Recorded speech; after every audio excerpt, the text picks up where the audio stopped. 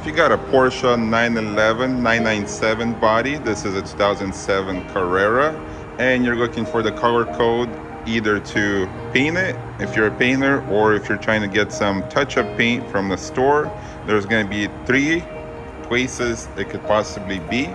First place is if you're lucky enough to have your rear bumper off, it's going to be on your rear body panel, 92U. That's the color code for this Porsche. The second option, also if you're lucky, it's not always on here, check your gas door. It might have the sticker with the color code 92U, which it does.